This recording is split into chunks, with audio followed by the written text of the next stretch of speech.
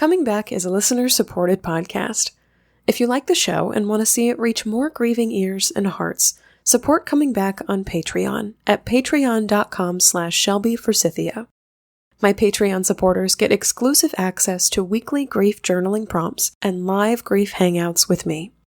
Pledge for as little as $1 per month and change or cancel your support at any time. Join this growing behind-the-scenes community now at patreon.com/ShelbyForsythia. Thank you so much for listening to Coming Back.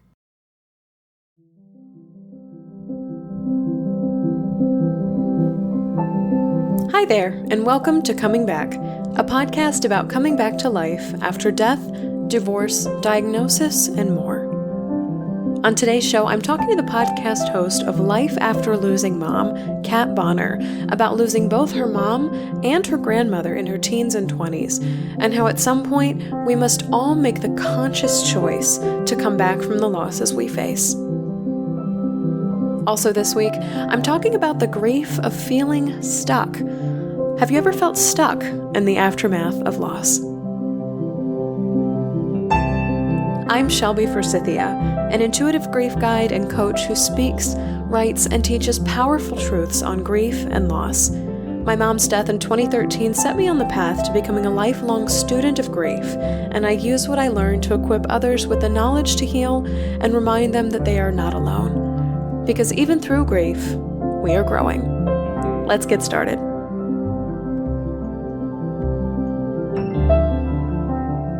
Hi everyone, and welcome to Coming Back. Thank you so much for tuning in today. If you're looking for grief support beyond this podcast, remember that our next live grief support hangout is coming up on June 24th at 8:00 p.m. Central Time. These live calls with me are your chance to ask me whatever questions you have about grief and loss, share ideas for upcoming episodes of this show, but above all else, it's a chance to connect with other Coming Back listeners who are doing the work of coming back from grief and loss and kind of feed off ideas from each other and share in the hard days too. I love how the internet keeps us connected that way. If you'd like to join this live grief support call with me and other listeners of this podcast, all you have to do is pledge to support Coming Back at any level at patreon.com/ShelbyForsythia. Once you pledge, you'll instantly unlock the link to join us live, as well as all of my other private posts, and you can click that link to meet us in the chat room on June 24th. No fancy software ever required. I would love to see you there, grief growers. You can find the link to join us, which is patreon.com/ShelbyForsythia, in the show notes for this episode and also at my website, shelbyforsythia.com. Today I want to talk about feeling stuck. It's something that so many grievers face, and it's one of the most frustrating, road-blocking components of grief. So much of our pre-grief lives take place in motion. We're always moving, whether we're physically in motion or striving towards dreams and goals. So when grief enters the picture, we suddenly find ourselves doing a lot of sitting still. A lot of people compare grief to paralysis even.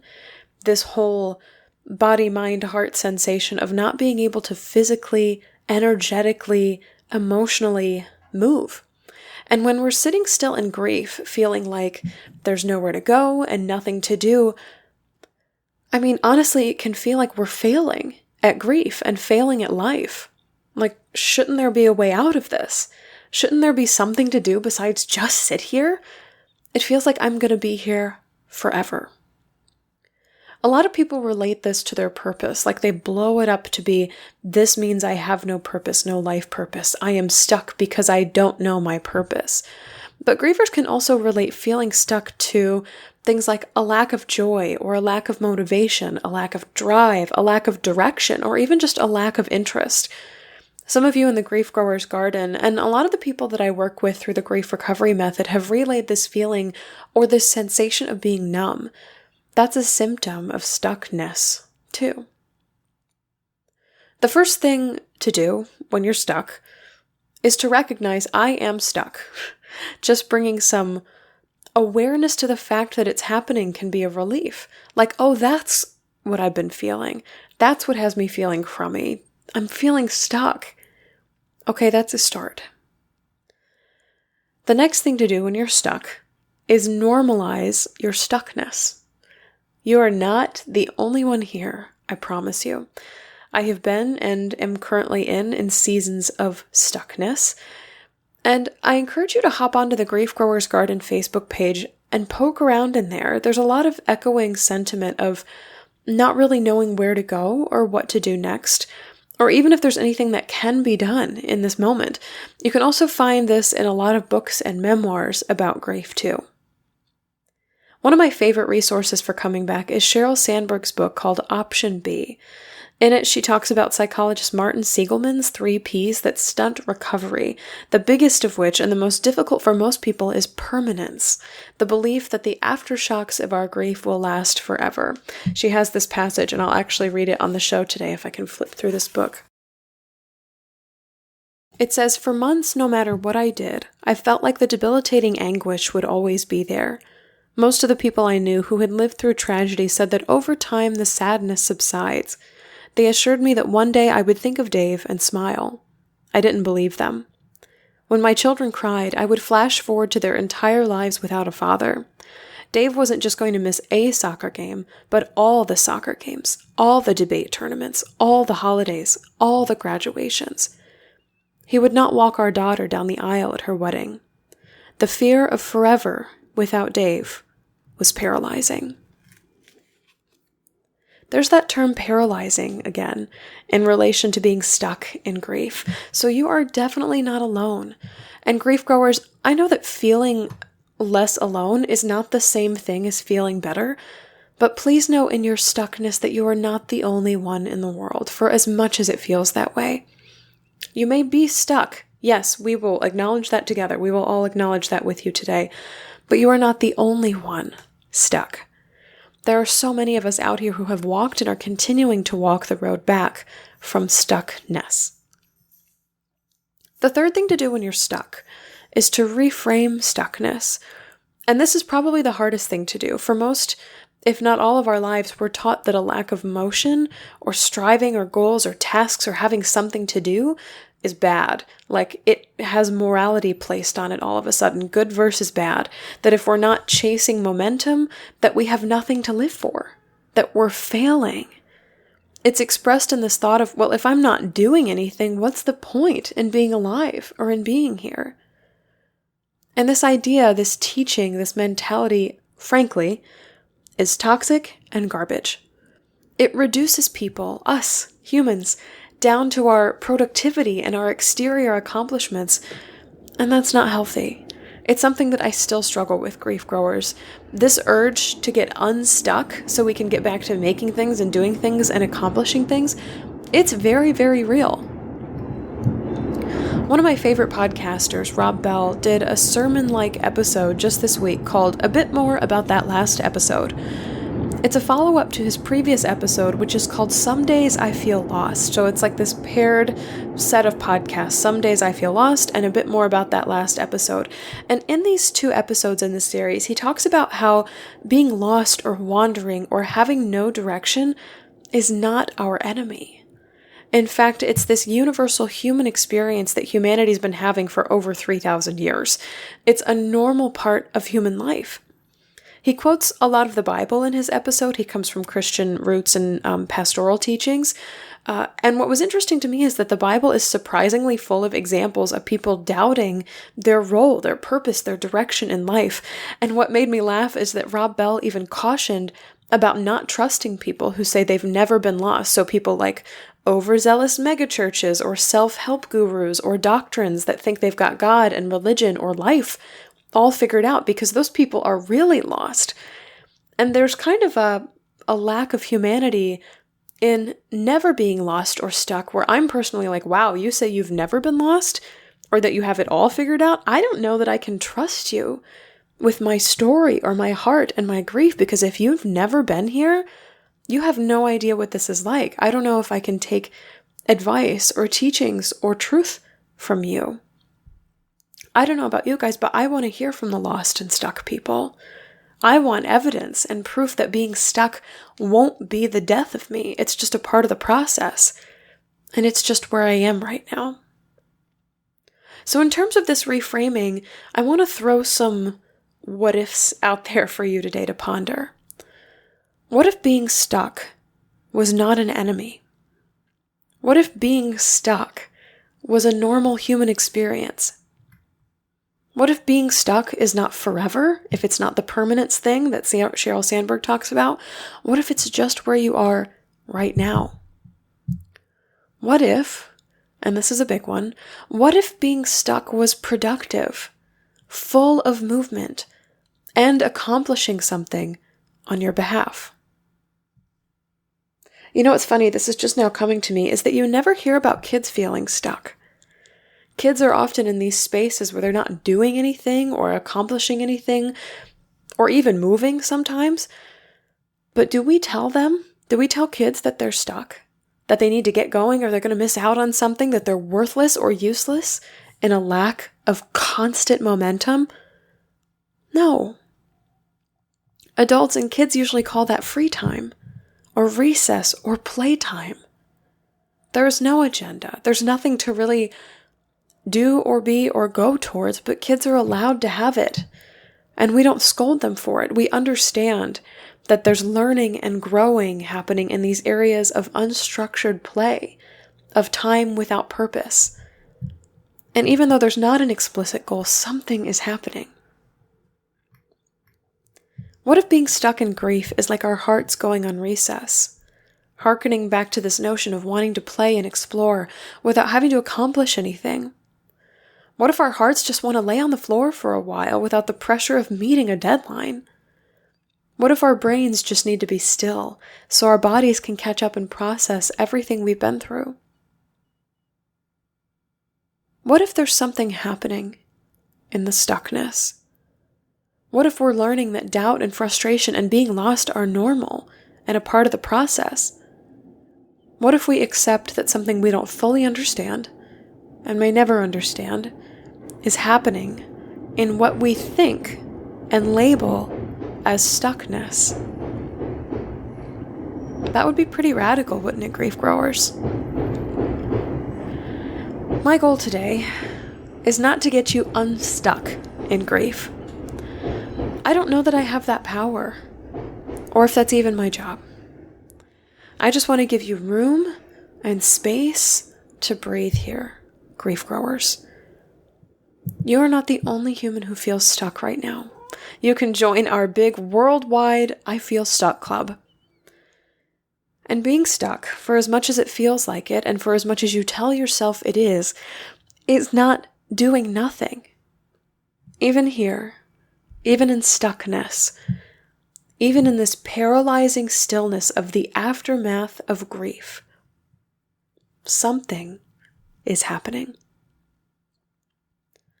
Whether your heart is taking a recess, your mind is catching up to your body, or you're just resting in this space that grief has left wide open in your life, know from me and from so many other grieving people that it's okay to be stuck.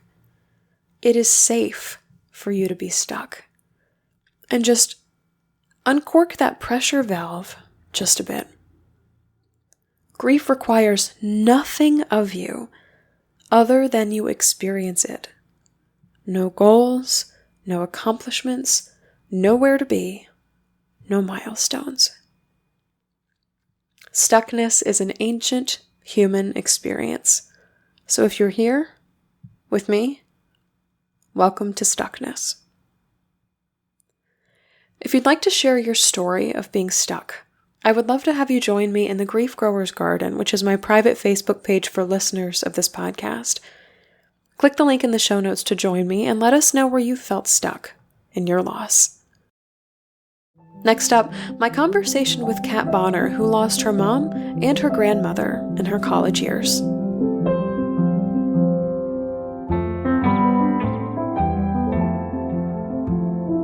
Grief is setting sail twice on the 2020 Bereavement Cruises.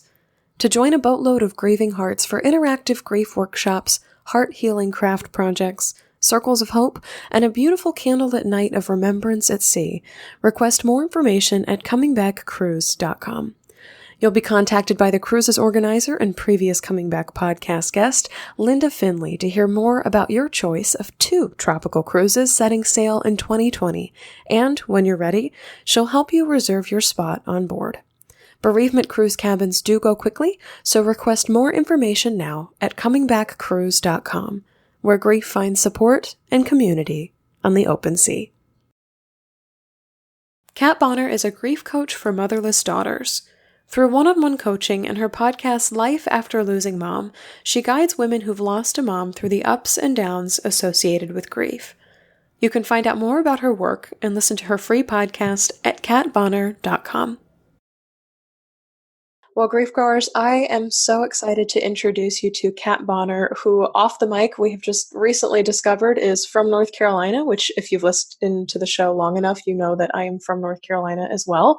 So we've had some fun sharing our accents for a little bit. And Kat has a very similar story to my own, where she lost her mom, and she also has her own podcast about life after losing mom. So I'm excited to explore the ways in which we're similar today, but also the ways in which we're different. So, Kat, welcome to the show. And if you could please share your loss story with us. Yes, thank you for having me.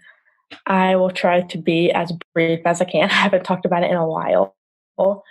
I guess it started when I was 14. My parents divorced. So they both still lived in Greenville, which is where I was raised, but I lived with my mom because my dad traveled for work a lot. So when my mom passed, I was living with her, and I was 18 at the time.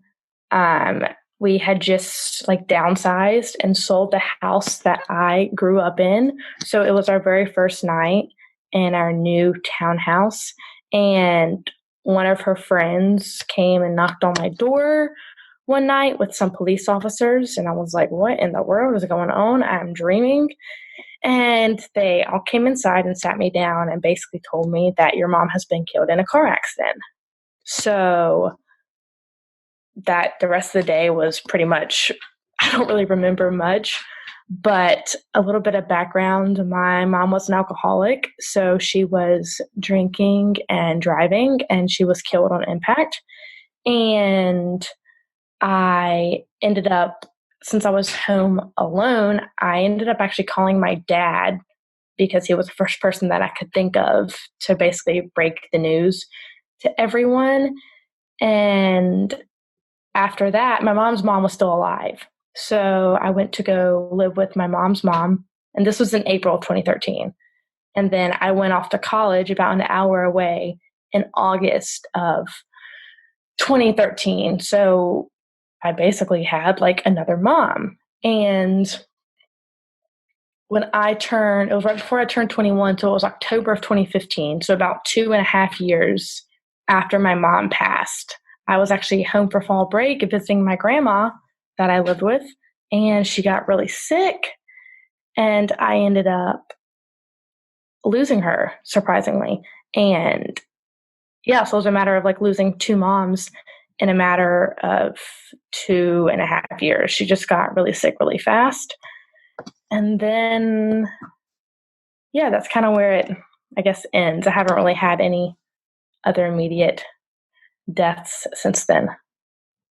The first word that's springing to my mind, and something that happened in my own lost story, losing my mom kind of around the time I was in college, is this word security.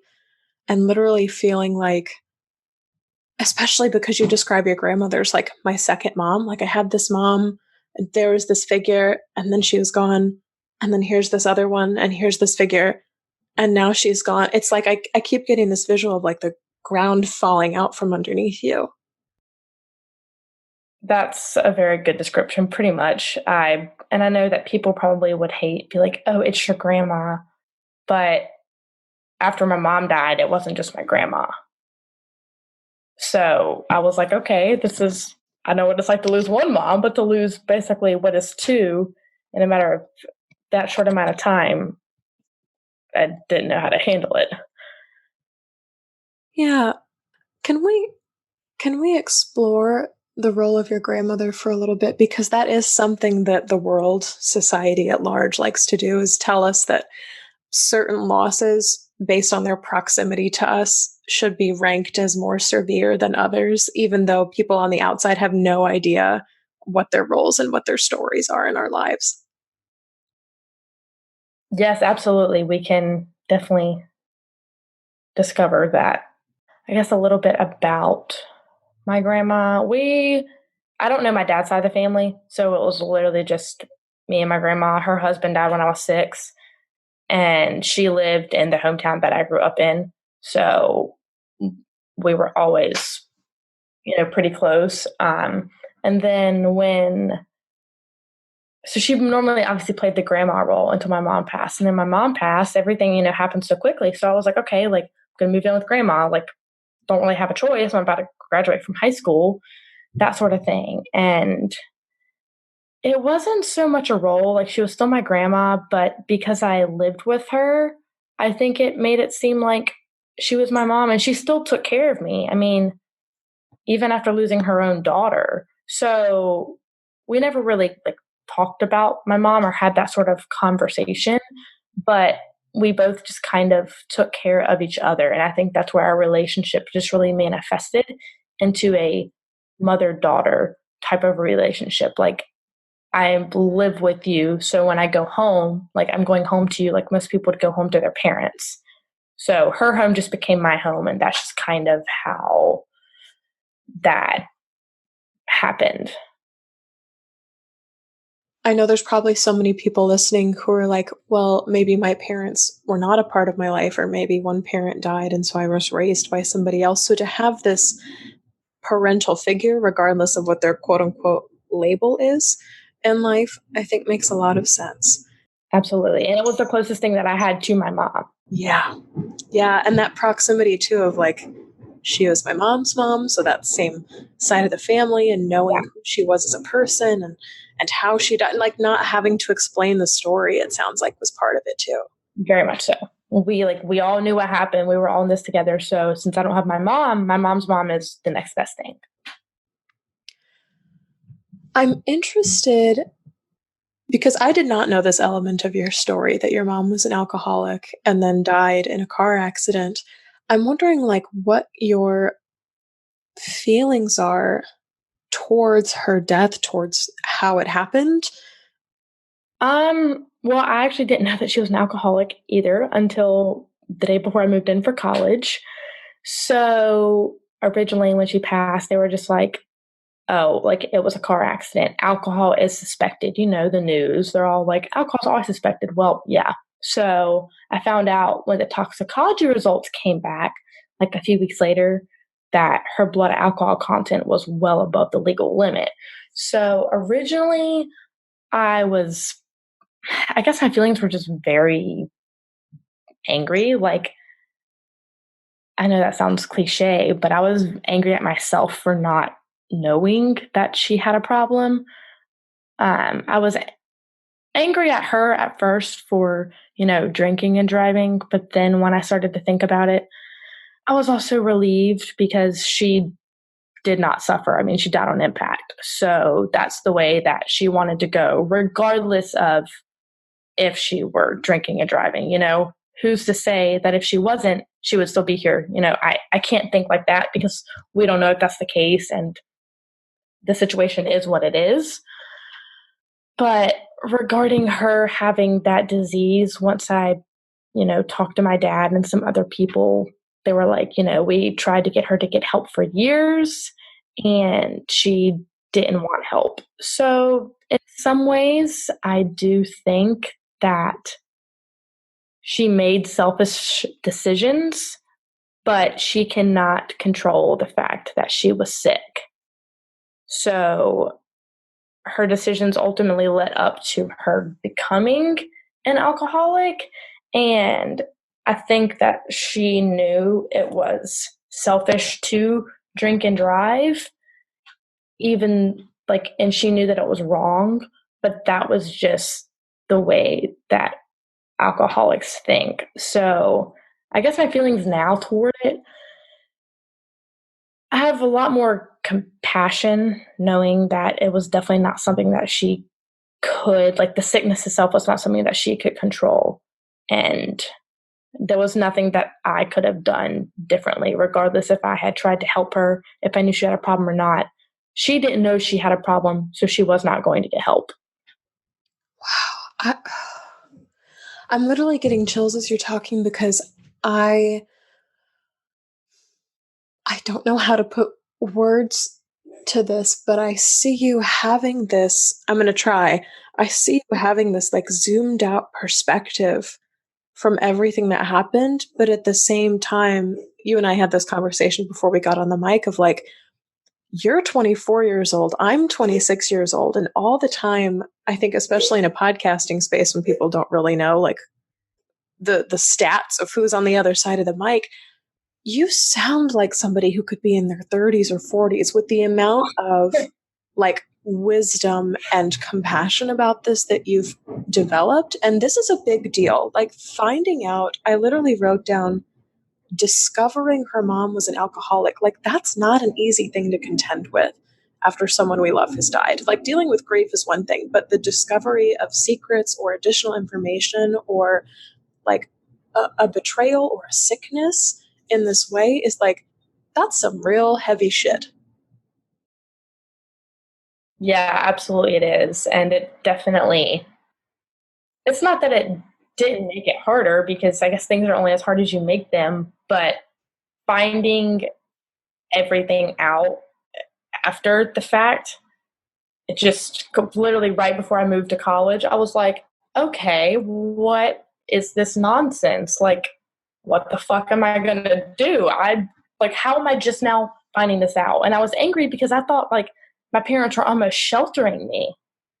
Like, my brother knew all of this stuff, but he was the kind of person where he was into drinking and that sort of thing. I wasn't. So I thought that because I was like not caving into peer pressure or, whatever you want to call it, like, why did I not know until now? Like, I was 18. That's old enough to know these things. So it definitely, yeah, it was definitely a lot thrown at me, but it was almost nice to like see it on paper and to read it because then you can't really deny it, even though it wasn't obviously a fun thing to read or to hear, but it was there and that was the truth. And I just had to deal with it essentially. But thank you for complimenting and saying that I don't want to feel old by any means, but I definitely want to feel mature. So I guess we'll just call it that. Well, and I think that some aspect of grief, if we lean into it, forces us to grow up. And I'm curious how you took this experience to college with you, because this is not something that every 18, 19-year-old has to face and contend with. So I'm wondering if and how it was possible for you to make connections with other people who were your age in like the atmosphere of college. Yeah, that's a great question. Originally, obviously, when my mom first passed, I went to a really small high school. So I was the only person in my friend group, or literally the only person at my school that had lost a parent. So that definitely wasn't easy. But when I got to college, I was very open about my story. I also went to a small school. So it was all women's. So I was very comfortable with sharing that. It felt like a safe space.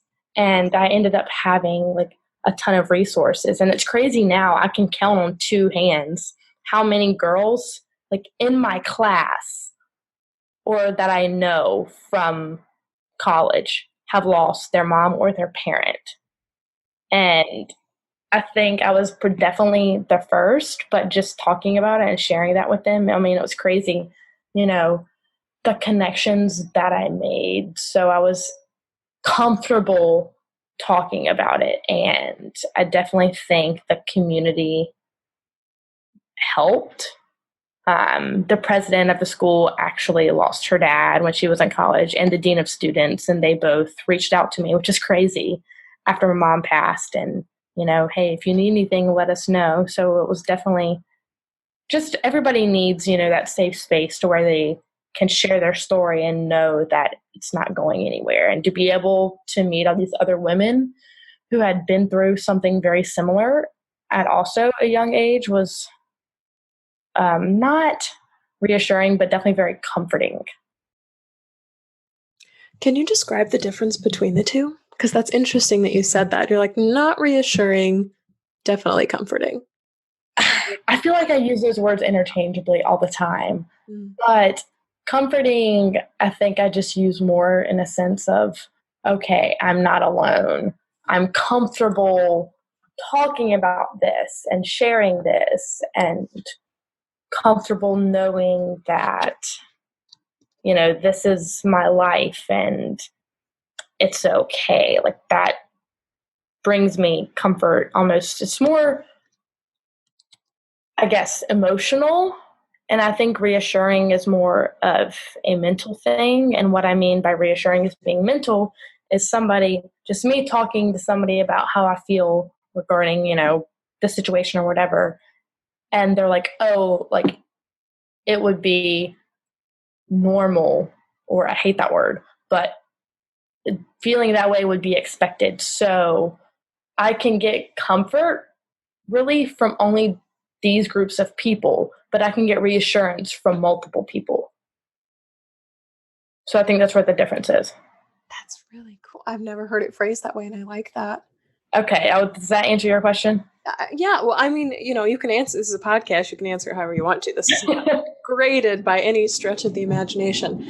But it's always interesting because I think all the time, especially in grief, we're always kind of struggling with words because so much of it is an emotional experience. You're like, there just isn't vocabulary for this. And so much of the work that I try to do here on the show and from listening to feedback from listeners is like, okay, what are the words that we're using to describe this and what does it mean for us?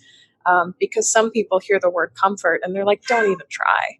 Like, don't even try to comfort me because that's BS, frankly. And some people are like, frankly, I am looking for comfort. And some people have never even thought about what it means to them. So I think that's really cool to have heard your perspective on both comfort and reassurance. I really like that. I think the next place I want to go is to the medium of podcasting itself, because I know your show, Life After Losing Mom, is relatively new, but I want to know like what sparked that for you, that piece of inspiration for you. Like, what does it look like? Yeah. How does it exist in the world? Yeah, that's a great question. So, a girl I actually went to undergrad with, she is a business coach for service based entrepreneurs and clients. And I had seen her business Instagram, and I was like, okay, like ready to explore the idea of entrepreneurship. So, I just hopped on a call with her, and I was like, I'm really struggling because I have these X, Y, and Z passions. So, how do I know, what to pursue? And she was like, okay, well, where did these passions manifest from? And once I started thinking about it, I was like, wow, all of these passions manifested from losing my mom. And she said, okay, have you thought about grief coaching? And I was like, no, I haven't, but maybe that's a good idea. Like, let me do my research. And I realized, like, from what I could find, I'm not going to assume that there isn't, but I did not find anyone out there who worked solely with women who had lost a mother. And I was like, okay, this is a great idea. Like, let's give it a shot. And that's just kind of how everything happened. And I don't know when I started becoming like a user of podcasts, but once I started listening, I was hooked because, like we said earlier, you almost mindless. You can do it when, you're listening or whatever, not listening, sorry, driving, basically anything. And it doesn't take a whole lot of brain power rather than, sitting down and reading. And I think even if people don't really know what podcasts are, they would appreciate that facet of it. Not, bashing blogs or anything, but this day and age, I mean, that's just kind of like our time is so precious. So that's just why I decided on a podcast. I love that too, because it is like you said that to sit down and read something, especially when we're grieving, is like, I don't know if I have the energy for this, but I can let somebody talk at me. Exactly. And you can stop and go and, listen to it as you please and not have to really worry about where you left off. And I don't know what it is about the listening. It's just less work almost emotionally, I feel like. Like, I feel like I can literally just sit there and cry when I read a blog post. But if I listen to like a podcast episode of yours, not saying that they're not emotional, but I just don't find myself really getting emotional or upset. And I don't really know why, but that's just what I've noticed. That's really interesting. I don't know that I've ever thought of the emotional reaction to podcasts before, because there are ones where I have definitely started crying in the shower. When I'm like getting ready in the morning listening to other people's podcasts, I'm like, I am crying right now. But also, I'm not also sitting still and reading a blog post or reading a book and just like sobbing in my bed. Somehow those are two different pictures. Um, Yeah. that's interesting. I think it's because when you're reading, you have to be doing nothing but reading. And you're like, okay, I don't really have anything to distract me. So this is where my focus is. So I'm focusing on my emotions from reading this whatever. Yeah. Whereas with podcasts, you could be driving or doing the dishes Yeah. or whatever else results from it. Something that's coming up for me now is, speaking of like voices and the way people sound, I wonder if there was anything unique or special about the way that your mom spoke, or maybe even your grandmother spoke, if they had things like catchphrases or things that come up when you think of hearing their voice. Like, what does that sound like to you? Well, my grandma's is just like a typical grandma voice. I mean, I don't really know how to describe that. She was very religious. So it's definitely just like calm and, like, it's okay. Like, just a very, like, everybody, like, oh, yeah, like, I love my grandma. She's so cute. So I know that's not really a very helpful way to distinguish her.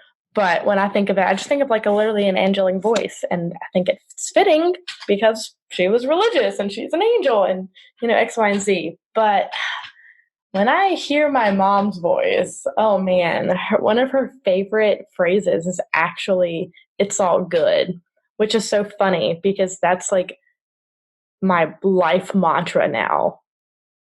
So I love how I didn't really realize the importance of the phrase, obviously, until I lost her. But it's definitely a good way I try to live my life by. Oh, I want to dig into that a little bit more, because you and I think we're resonating closely on this, is that my mom's favorite song to sing around the house was the religious song "It Is Well." And that's kind of Oh, like a fancier way of saying saying it's exactly. all good. And so I'm wondering how that's true for you in your grief, because I wouldn't normally connect "It's all good" with "I'm grieving because my mom is dead." Yeah, absolutely. I'm not saying that like it's good that my mom is dead or it's good that, I'm grieving, but it was when I realized the significance of the phrase, I really noticed my shift in mindset and how like okay, the more I tell myself like, like it's all good, like it was almost a way for me to ride out the bad days and the hard times that came with grief and to really embrace the good days and the good parts that came with it because they're both going to happen. That's just kind of, how grief is. So it really just helped me to notice and to shift my mindset and realize that, things are, at the end of the day, things are as good or as bad as we make them. And it really helped me, I guess, in my coming back journey. But it really helped me to realize that things are a choice and happiness, especially. Like if I'm choosing to think that it's all good, like I'm choosing to be happy. And it is a choice. And once I realized that, it was so empowering. And that was like a turning point. How do you choose to be happy? Oh man, I should have known that question was coming. Um, Let me see. I hadn't really thought about it. I guess It would be just really realizing that, I mean, what really helped me was obviously faced with the death at such a young age, I kind of got numb to it at first. And I realized, like, hey, like, death is a part of life. And I faced it head on. So, really just taking life day by day, and sounds cliche, but, living life to the fullest. And really, it's like, okay, like, I don't want to be happy, but you, like, no, you deserve to be happy. And it's almost just like choosing and acting on what you deserve. Like, okay, if you deserve a better dude, then go break up with the dude and go whatever. I mean, like, just really realizing what it was that I deserved to be, what my mom would want me to be. Like, my mom is happy, so I I think it's just choosing in the sense of, you can choose to be happy or you can choose to be unhappy. But I mean, it's definitely more of a mindset thing. So just kind of realizing, just thinking about like the positive aspect of grief and really looking at the transformation. And like, it sounds silly, but I told myself, like, I am going to be happy. I am going to be happy. Like, today is a good day. And eventually it just happens. And it seems like less of a choice, even though it kind of is, because you can have a bad day and you can choose to let that bad day or that part of grief, overwhelm you, and you can choose to wallow in it, or you can ride it out and, let your grief guide you, and then realize, hey, like, it's okay. Like, tomorrow's a new day. There's like this one phrase, every day might not be good, but there's something good in every day. And really resonating in those little things, I think, is how you can choose to be happy. I think this speaks to a lot of. There was another guest that came on the podcast named Megan Devine who wrote the book It's Okay That You're Not Okay. And she talks about creating like neural pathways in our brain. And so many other grief researchers talk about this too. But like, if we can train ourselves to notice like red cars when we go outside, we'll start training our brain to see a lot of red cars. And there's usually not more red cars on the road than there were before. But now that we've trained ourselves to see them, we start seeing them more. And so, like, it looks like the prevalence has increased when it really has not. We're just noticing differently. And so, we've created these new connections in our brain where there used to not be. And it sounds like this practice of it's all good, or I can choose to be happy, or even if the day was total garbage, what about the day? Like, maybe one thing that was good. And so if you start training yourself to look for good things, it's not a discounting of the bad or the sad. It's just like, how can I also include the good in this? And I think that speaks to the element of like power and control as well, because grief is such an out of control experience, that I think we struggle to feel like I don't have a grip on anything that's happening right now. So to start playing this like I spy, but with emotions, um, can help us on the road to coming back, because you don't flip 180 from like awful to really happy overnight. It's definitely a practice. Yeah, I very much so agree. I love how you use the little like red truck thing, and it's the little things, and you don't think that they're big things, but they really make a difference. So just that, when I realized, you're right, that is very much so taking control. When I realized that by saying these little things to myself is 100% taking control of my grief, and you're like, what in the world? How is this possible? And when you look at, like, when I go back and look on how much of a transformation I had just from those little things that I implemented in my life, like, I realized, oh my goodness, like, I, for the rest of my life now, I'll be able to hopefully take control of my grief just by constantly implementing, these little things that made a huge difference in my grief transformation. Now I'm wondering, we're coming up on Mother's Day. This episode is going to be released after Mother's Day happens. But our conversation is happening on May 6th, which is less than a week out from Mother's Day in the United States. So I'm wondering how you're celebrating or not celebrating, or like what you do with this day that is inescapable. I love this question. I'm actually going on like a Facebook Live in some Facebook groups. I'm just giving my 2 cents and tips on basically a Mother's Day survival guide because that's honestly what it is.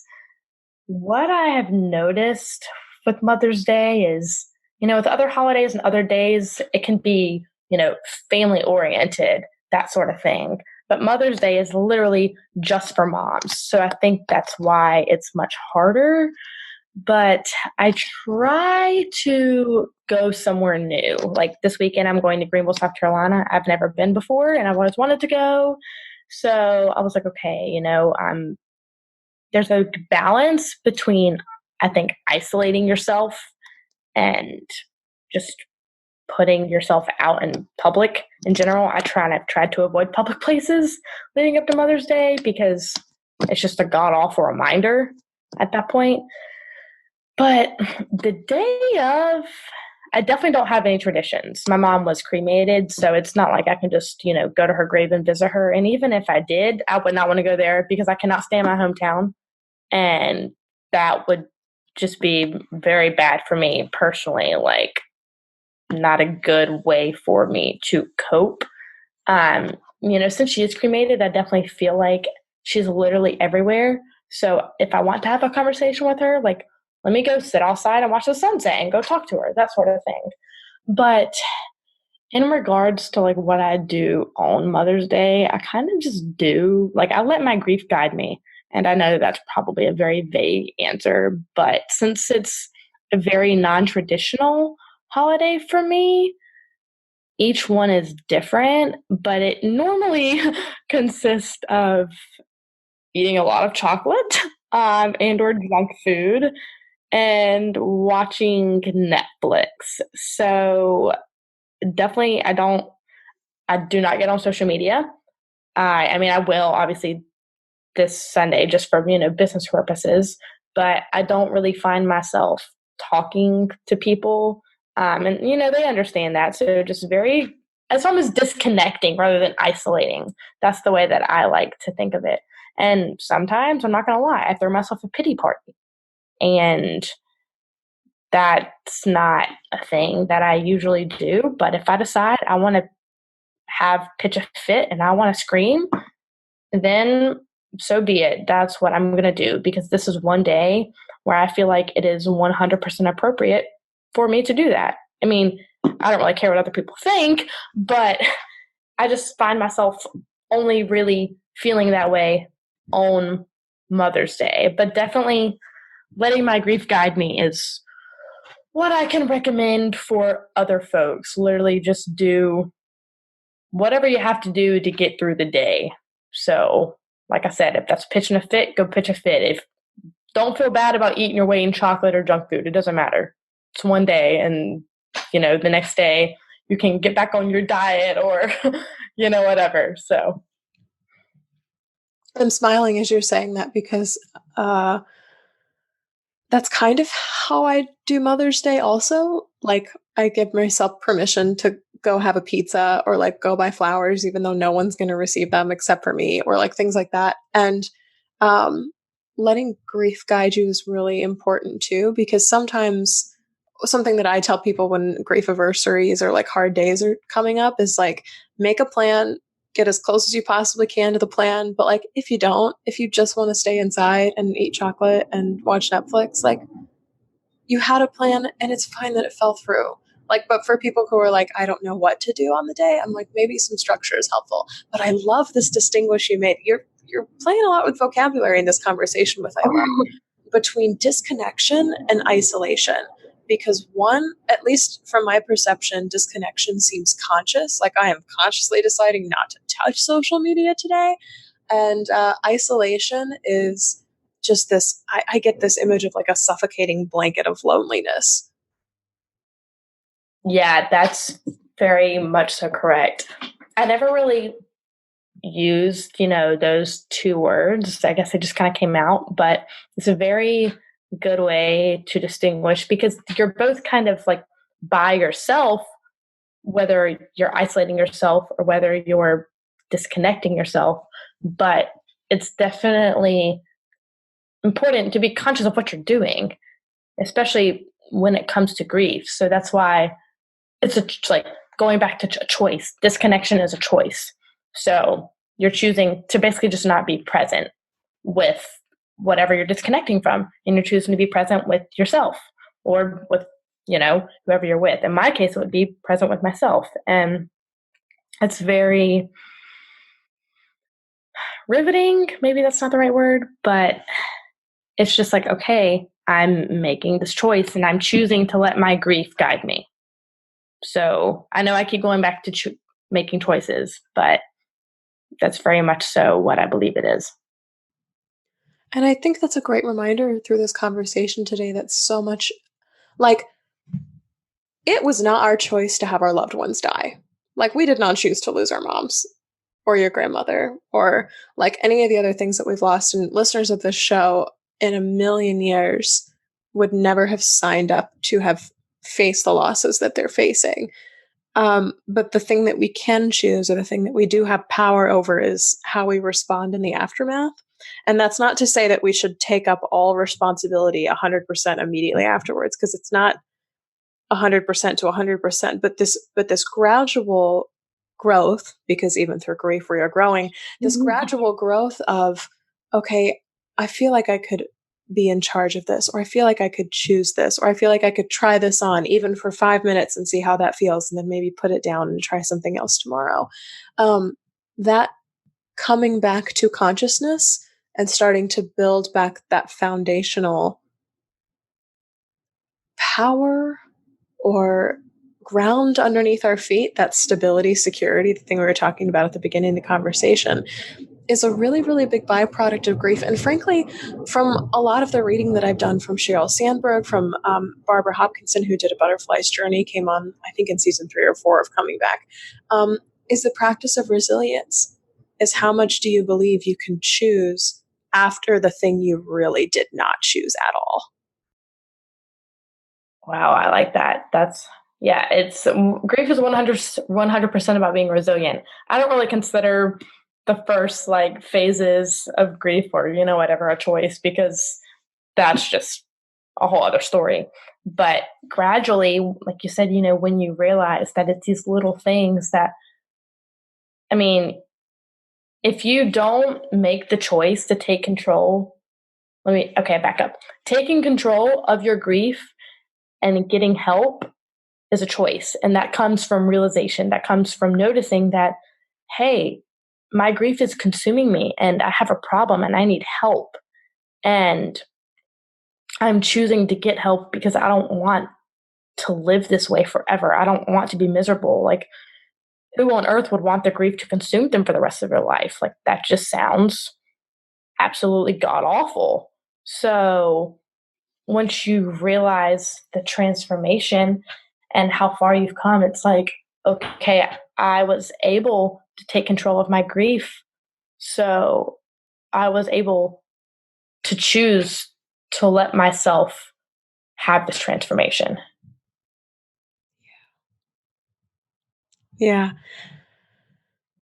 These are the moments when I want to encourage people, wherever you are in your grief journey, to like look back, like reflect, like where were you a month ago? Or where were you 6 months ago? Or where were you a year ago? Or where were you like right after your loss happened? Because this is really like the heart of the message that I'm getting to and coming back, is that even through grief, we are growing, whether we realize it or not. It's wonderful when we have a conscious decision making ability about how we're coping with grief, and we can take control of it, and we can really make decisions about letting our grief guide us and all that jazz. But even when we don't recognize it, it's still happening, just because we're living differently now, with different information, with different perspective, with different coping mechanisms than we lived 6 months ago, a year ago, 10 years ago, however you'd like to see that iron out. So I just love I just love that you've brought this all up today, because this belief of power and control and harnessing these choices, and that they do belong to us, like taking back what belongs to us, which is the choice to be alive and the choice of what to do with our lives, uh, is really, really powerful. And there's like some pride in that.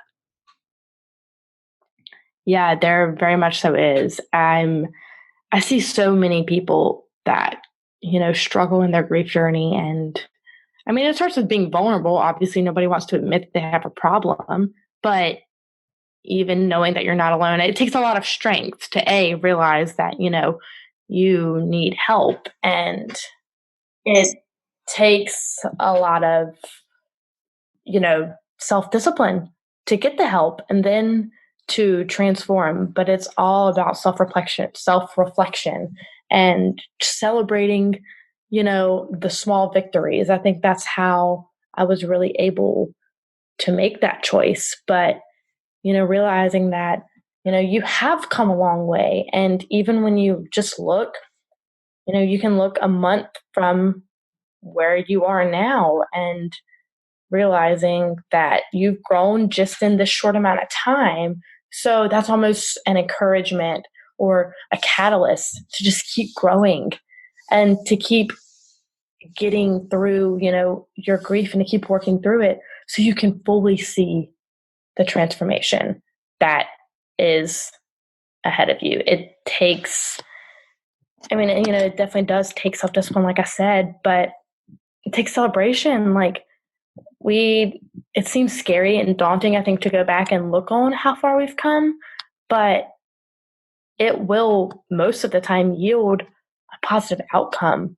And that's like, we need to find that for ourselves when we're grieving.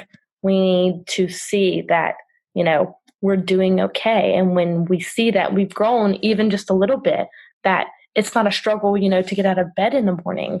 You're like, okay, if I can do this, I can take control of my grief, and I can witness the transformation that lies ahead of me.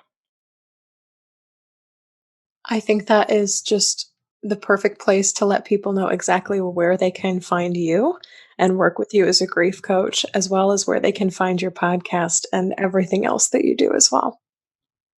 Okay, yeah. Well, I do have a podcast, like you mentioned. It is called Life After Losing Mom. So it is dedicated to motherless daughters and just kind of what a woman's life is like after losing her mom. You can find me. I'm on Instagram and Facebook. I'm on Facebook just as Kat Bonner. So that's Bonner. And I'm on Instagram as Kat Grief Coach. And I just really help women who've lost a mom. I try not to use the phrase motherless daughters just because it can have, different meanings. But nonetheless, I do help women who have lost a mom really experience and see and witness for themselves, the transformational power of grief, and help them. I offer actually customized one-on-one coaching because I think grief is very individualistic and it's different for everybody. So I basically just let people guide me, and, whatever they're struggling with, I have them tell me, and then I coach them on, X, Y, and Z, whatever they're struggling with through the different seasons of grief, because who knows, what that'll be. So I just, as they need help with something, that's what I'm there for. I'm just so glad I got to share space with you today, and all of your vocabulary and all of your insight about grief from a fellow griefcaster, a fellow podcaster in this space, which has been really cool. So, Kat, thank you so much for joining us on Coming Back today, from one woman who has lost a mother to another. Thank you so much for having me. It has been a dream. So that's all for this episode of Coming Back. Thank you so much to Kat Bonner, host of Life After Losing Mom podcast, for coming on to talk about making the conscious choice to come back and why podcasts are really great for grievers. Kat came back by playing I Spy with her emotions, deciding to be happy in the aftermath of loss, and by leaning on her mom's phrase, "It's all good." You can find a link to Kat's website where you can find her podcast, Life After Losing Mom, in the show notes. To keep this little grief podcast going and to receive insider bonuses like weekly grief journaling prompts, podcast swag, and live grief support from me, pledge to support the show at patreon.com/ShelbyForsythia. Our next live hangout is June 24th at 8 o'clock p.m. Central Time. I hope to see you there. If you liked what you heard today, subscribe to Coming Back on Apple Podcasts, Spotify, Google Podcasts, and of course tell a friend about Coming Back, because you never know what someone you love is going through. Thank you to Addie Goldstein, who composed our theme music. You can find me on Facebook at Shelby Forsythia, Intuitive Grief Guide, Instagram at Shelby Forsythia, or simply shelbyforsythia.com. If you'd like to leave a question or comment for a future show, leave a voicemail or text 312-725-3043 or email Shelby at shelbyforsythia.com. As always, my dear grief growers, it was beautiful sharing this space and time with you today. I see you, I am proud of you and the work that you're doing in the world, and I love you. Because even through grief, we are growing.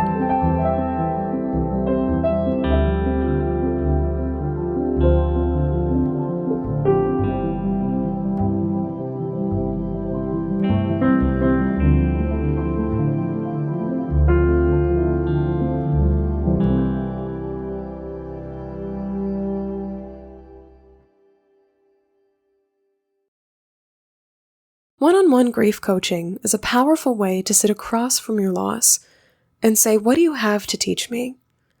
If you're ready to start sharing your story, or you're looking for tools, exercises, and a map forward in the aftermath of loss, please head to shelbyforsythia.com/grief-coaching to fill out an interest form. Grief is a personal experience, but we don't have to go it alone. My heart and ears are here to witness and companion your grief story, and I would be honored to provide a foundation for you as we explore, construct, and navigate your own coming back. Find out more and get in touch for a free 30-minute consultation call at shelbyforsythia.com/grief-coaching. Give your grief the gift of coaching at shelbyforsythia.com/grief-coaching.